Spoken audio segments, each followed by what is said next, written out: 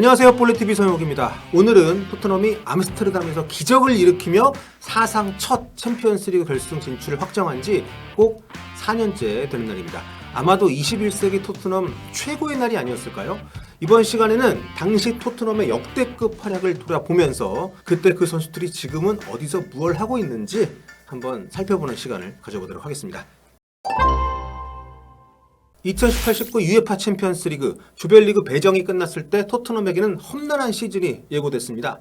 차비와 네이마르에 이어 이니에스타가 떠나긴 했지만 여전히 피케와 부스케츠, 수아레즈, 리오넬 메시가 전성기를 구가하고 있던 바르셀로나, 스팔레티 감독 시절에서 이카르디와 라우타로, 또 페리시치가 속했던 인테르 밀란, 그리고 이전 시즌 네덜란드 리그를 제패하고 릭 데용, 로사노가 엄청난 골을 몰아치고 dum프리스가 떡상하고 있던 PSV 에인트호벤까지. 하지만 포체티노 체제에서 오랫동안 호흡을 맞춰왔던 젊은 스타들의 기량은 생각 이상이었습니다.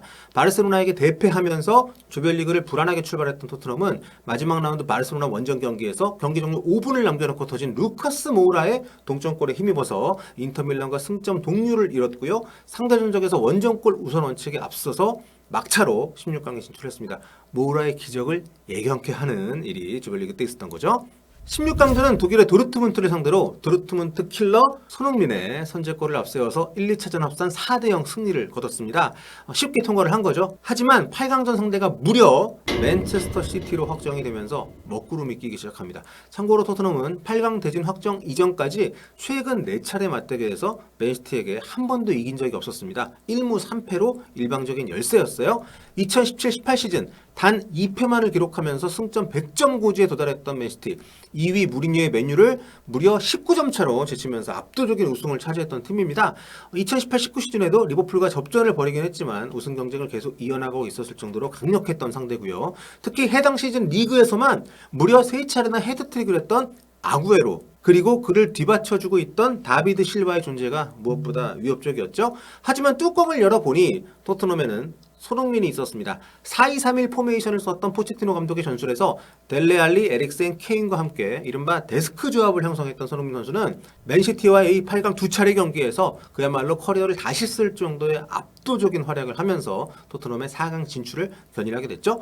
앞서서 요리스가 아구에로의 페널티킥을 정말 기가 막히게 막아낸 선방도 굉장히 중요했습니다. 아직 원정골 우선 원칙이 존재했던 시기였기 때문에 홈 실점은 치명적일 수 있었거든요. 하지만 뭐니 해도 이날의 히어로는 단연 우리 손흥민 선수였습니다. 안 풀리던 경기, 골라인 밖으로 나가려던 공을 간신히 살려낸 뒤에 상대 수비 6명이 있던 틈에서 침착하게 볼을 간수한 뒤 왼발로 세려놨던 손흥민 선수의 결승골이었죠. 이렇게 1대0으로 홈 경기를 잡았지만 그래도 안심하긴 일렀습니다. 2차전이 맨체스터 시티 홈에서 열리는 원정이었으니까요. 사실 이 시합은 토트넘에겐 처음부터 꼬인 경기였어요. 전반 시작 4분 만에 스털링한테 골을 내주고 시작을 했으니까요. 근데 토트넘엔 누가 했죠? 그렇습니다. 손흥민 선수가 다시 나섰습니다. 첫 실점이 나오고 2분 정도 지났을 때 골마우스 정면에서 손흥민 선수가 오른발로 동점골을 뽑아낸 거죠. 하지만 이게 전부가 아니었습니다. 손흥민은 불과 3분이 지난 전반 10분에 이번에도 상대 박스 안으로 진입해서 정면에서 가마차기로 상대를 무너뜨립니다. 순식간에 2대1로 역전이 된 거죠. 하지만 역시 맨시티는 만만한 팀이 아니었습니다. 손흥민 멀티골이 터진 직후에 베르나르도가, 그리고 10분이 더 지난 이후에 스털링이 다시 골을 터뜨리면서 경기는 순식간에 2대3으로 재역전이 됐어요. 그리고 후반 14분에는 골게터 아구에로의 득점까지 나오면서 스코어는 2대4. 1, 2차전을 합산을 해도 토트넘이 3대4로 밀리는 상황에 직면을 하게 됩니다. 그리고 바로 이날 후반전에는 토트넘 축구사에 길이 남게 될 살떨리는 장면이 나오는데요. 그건 바로 페르난도 요렌테의 추격골 장면입니다. 1, 2차전 합산 토트넘이 다시 앞서가는 아주 중요했던 골인데, 코너킥 상황에서 요렌테가 꽂아나온 이 골이 문전 혼전 상황 속에서 핸드볼이라는 논란이 벌어졌고요. 주심이 VAR 체크를 한 뒤에 내린 이 판정은 양팀의 운명을 갈라놓게 됩니다. 4대4 합산 스코어 동점이지만 이때는 아직 원정골 우선 원칙이 있던 시절이어서 이대로 끝나면 맨시티 원정에 와서 3골을 집어넣은 토트넘이 4강에 진출하게 되는 순간인데, 하지만 여기서 맨시티가 포기하지 않았습니다. 막판 스털링이 다시 앞서가는 이날 맨시티의 무려 5번째 골을 터뜨린 건데요. 하지만 이 득점은 VAR을 통해서 노골 처리가 됐고 결국 이날 최종 스코어는 4대3 맨시티의 승리로 끝났지만 1, 2차전 합산 4대4 동점에 원정골 원칙에 우선해서 토트넘이 4강에 오르게 됩니다. 그야말로 기적적인 그런 드라마였다고 할 수 있겠는데, 특히 2차전은 해리 케인이 부상으로 빠진 상태로 치러졌다는 점에서 더욱더 놀라운 승리로 평가가 되고 있습니다. 그리고 이어진 4강전, 이번에는 더 큰 기적이 기다리고 있었습니다.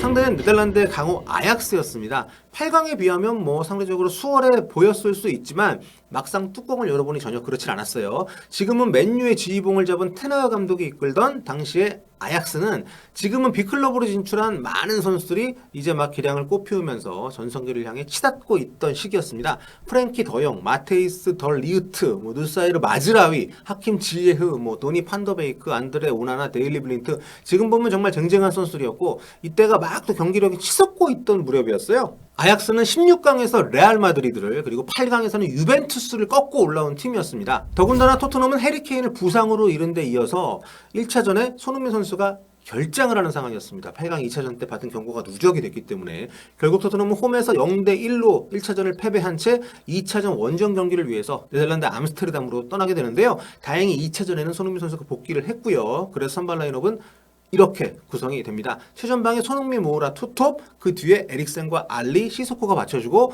완야마, 트리피어, 엘더베일트, 베르통어, 데니로즈, 요리스 이렇게 구성이 되는데 해리 케인이 없이 치러야 하는 또 하나의 중요한 승부였던 거죠. 그리고 경기는 절망적으로 흘러갑니다. 홈팀 아약스는 안정된 경기 운영으로 전반에만 2골로 앞서갔고요. 1, 2차전 도합 3대0의 스코어. 토트넘이 결승에 오르기 위해서는 후반에만 3골 이상을 몰아쳐야 하는 절체절명의 상황이 된 건데요.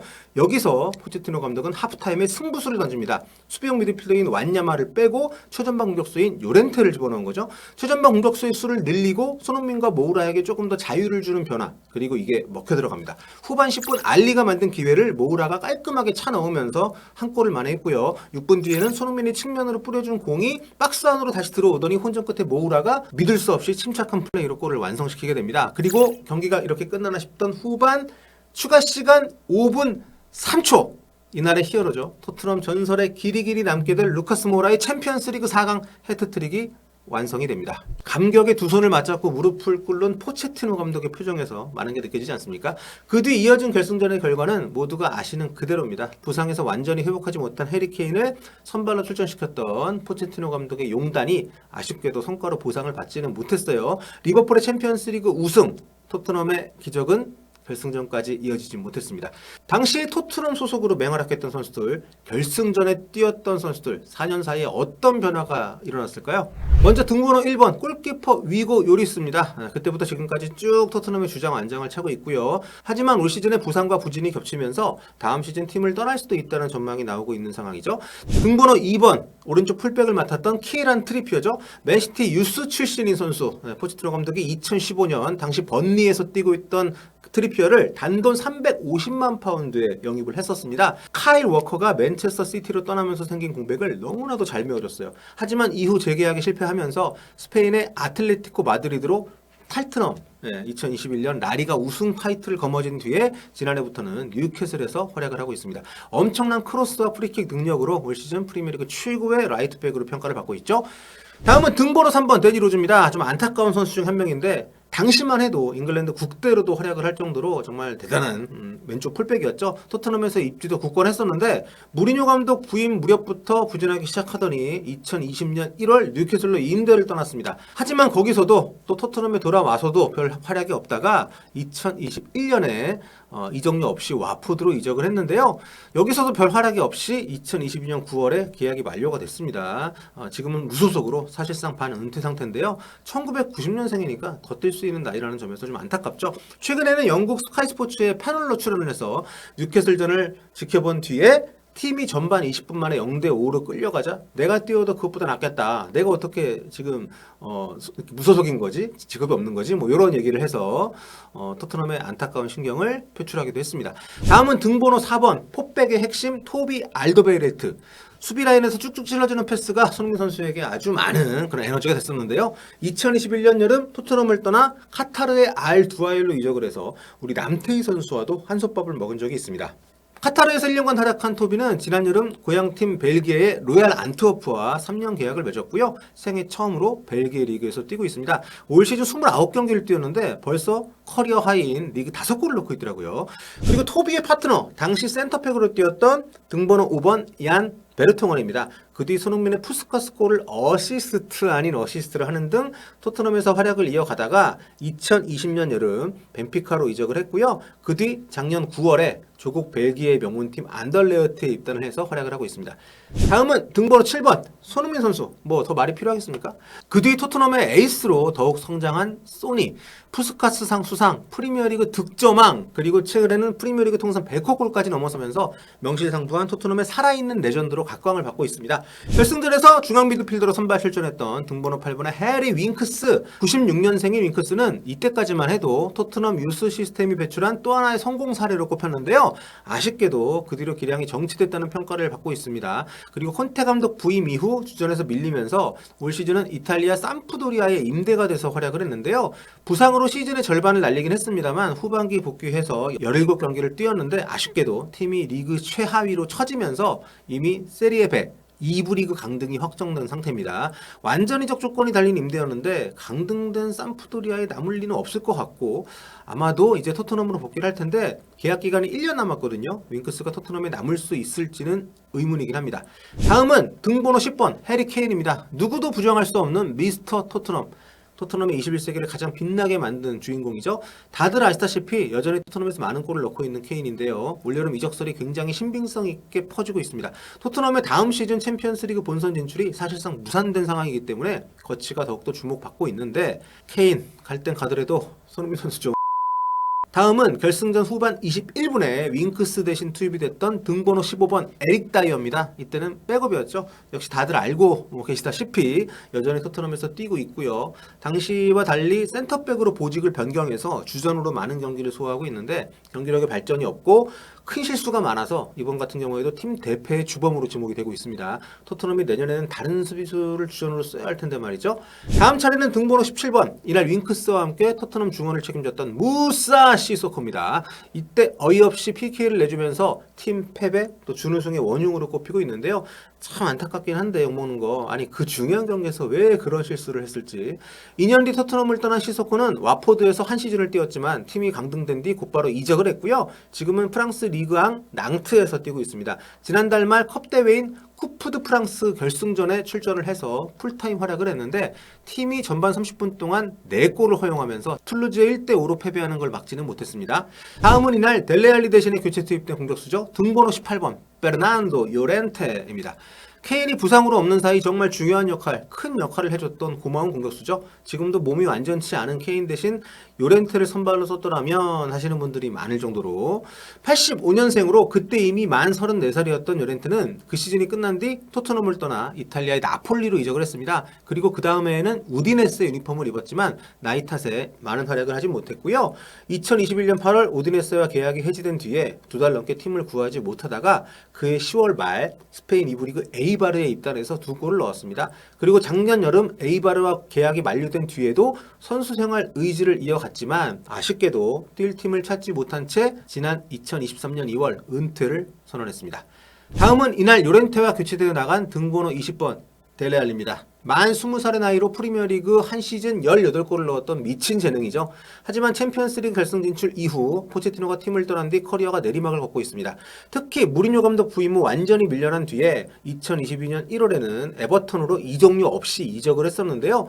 에버턴에서도 별다른 활약을 펼치지 못했고 그해 8월 터키 베식타슈로 임대를 떠납니다. 하지만 여기서도 활약이 없었고요. 지난 2월에는 세뉴얼 귀네슈 감독이 공개적으로 부진을 언급하면서 전력에서 배제한 뒤에 한 경기도 뛰지 못하고 있습니다. 열심히 올리던 틱톡도 작년 9월 이후로는 업로드가 되지 않고 있네요. 다음은 등번호 23번. 지금은 맨유에서 활약 중인 공격형 미드필더 크리스티안 에릭센입니다. 챔피언스리그 결승전 이후 8개월을 더 토트넘에 몸담았던 에릭센이죠. 계약 기간이 만료되면서 토트넘을 떠나고 싶었던 에릭센. 레비 회장과 재계약 문제로 마찰을 빚은 뒤에 당시 콘테 감독이 이끌던 이탈리아 명문 인터밀란으로 이적하게 됩니다. 레비가 이때 진짜 대단한 게 계약 기간이 5개월 남은 에릭센을 이적료 2천만 유로를 받고 보냈어요. 인테르에서 1년 반 동안 좋은 활약을 펼친 에릭센이지만 2021년 여름 덴마크 대표팀 유니폼을 입고 참가한 유로 2021에서 큰 사고를 당합니다. 6월 12일 핀란드와의 첫 경기에 선발로 출전했지만 전반 42분 스로인을 받으려다 갑자기 쓰러지게 된 건데요. 당시 심정지로 인해 경기는 오랜 시간 중단이 됐고 에릭센은 곧바로 병원으로 실려가 수술을 받았는데요. 이때만 해도 생명이 위독했던 에릭센. 그러나 초인적인 의지로 이를 극복하고 선수 생활을 이어가고 있습니다. 인터밀란과의 계약은 제세 동기를 달고 뛸 수 없는 이탈리아 규정으로 인해 종료가 됐지만 이후 어릴 적 은사였던 프랑크 감독이 이끌던 브렌트포드로 이적을 해서 대단한 활약을 펼쳤고요. 지금은 맨유로 이적해 계속 좋은 모습을 보이고 있습니다. 마지막으로 소개할 선수는 이날 출전한 선수들 가운데 가장 등번호가 큰 선수죠. 후반 21분 윙크스 대신 교체 투입된 암스테르담의 영웅 루카스 모우라입니다. 4강전 헤트트릭은 지금 생각해도 진짜 말도 안 되는 일이었는데 아쉽게도 모우라의 커리어는 그때가 정점이었네요.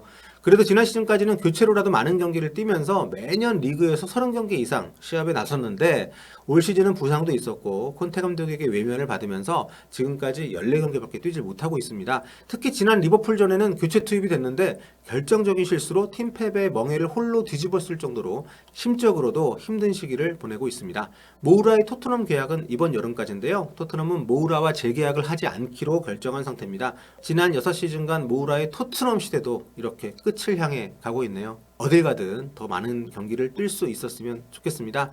지금까지 지난 2019년 UEFA 챔피언스리그 결승전 리버풀과의 경기에 나섰던 토트넘 선수들의 현재 근황을 알아봤습니다. 정말 그 당시 토트넘 그리고 손흥민 선수의 활약상 너무나도 그립네요. 지금까지 볼리TV였습니다.